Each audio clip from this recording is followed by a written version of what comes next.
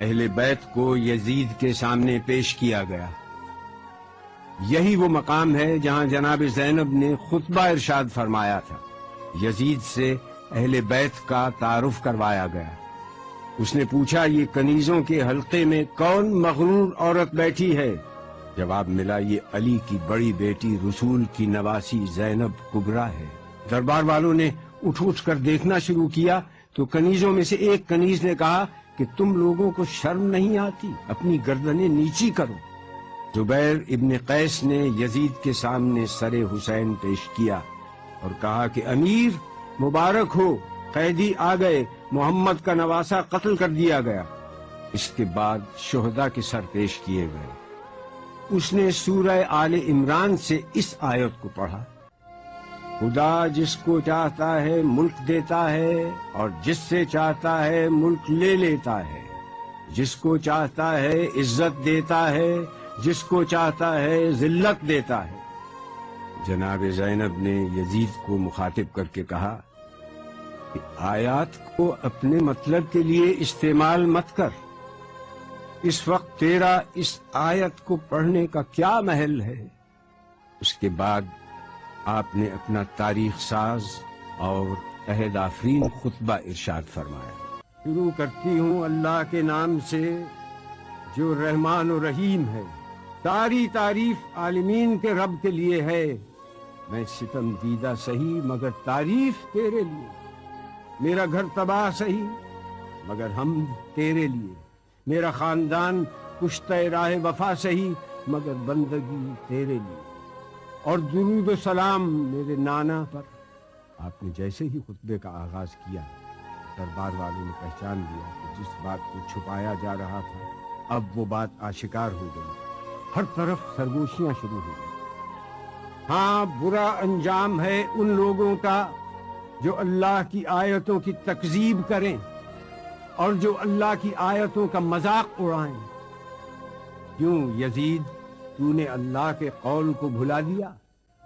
اللہ کا قول یہ ہے کہ کافر یہ گمان نہ کریں کہ ہم نے جو ان کو مہلت دی ہے وہ اس لیے دی ہے کہ ان کا زمانہ ہمیں پسند آیا ہے یا نہیں۔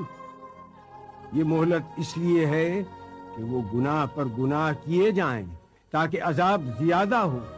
کیا یزید تو گمان کرتا ہے کہ یہ ملک ہے نہیں، یہ مہلت ہے؟ کیا تو یہ سمجھتا ہے کہ تیری یہ حکومت ہے، تیرا اقتدار ہے اور ہمارے لیے کوئی راہ نہیں، اور تو نے ہم کو در بدر پھرا کر اپنے جبروت کا اعلان کیا؟ یہ غلط ہے۔ ہاں یزید، ایسا ہوا کہ ہم شہر بشہر پھرائے گئے، ہم کو لوگوں نے دیکھا کہ ہمارے سروں پر چادریں نہیں تھیں، یہ سچ ہے، مگر تم سے اور کیا توقع ہوتی جس کا گوشت پوست اگا ہے شہیدوں کے لہو کو پی کر؟ اور تو کیوں جلدی نہ کرتا ہماری شہادت پر؟ کیونکہ تیری نگاہ بغض، نگاہ عداوت ہمارے گھرانے پر لگی ہوئی۔ کس کا لشکر کمزور ہے یہ تو جان لے گا۔ میں دیکھ رہی ہوں کہ تو میرے خطبے کو روکنا چاہتا ہے، تو کسی اور کام میں مصروف ہے۔ ہاں، اب جتنی تجھ میں ہمت ہے ستم اور کر لے۔ یزید، تو ہم کو ڈراتا ہے؟ اس کی قسم جس نے ہمارے گھرانے میں نبوت دی، اس کی قسم جس نے ہم کو کتاب سے سرفراز کیا، تو ہمارے مقصد کو پا نہ سکا، اب تو ہمارے ذکر کو قیامت تک نہ مٹا سکے گا۔ تو یہ نہ بتلا سکے گا کہ آل محمد کس غرض کے لیے قربانی دے رہے تھے۔ اب تیری رائے میں فتور آ چکا ہے، تیرے دن گنتی کے رہ گئے، اب تیرا مجمع منتشر ہونے والا ہے۔ تاریخ سے ثابت ہے کہ آپ کی یہ پیشین گوئی چند دن بعد ہی پوری ہو گئی، جب شام کے قید خانے میں حسین کی ایک بچی کا انتقال ہو گیا اور اراکین دولت شام یزید کے سامنے سفارا ہو گئے اور شام میں بغاوت کا آغاز ہو گیا۔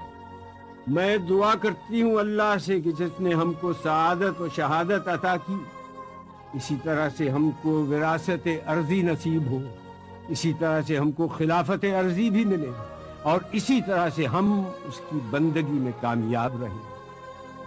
جناب زینب کا خطبہ اس آیت پر ختم ہوا جس کی ابتدا میں تلاوت کی گئی، جس کا ترجمہ ہے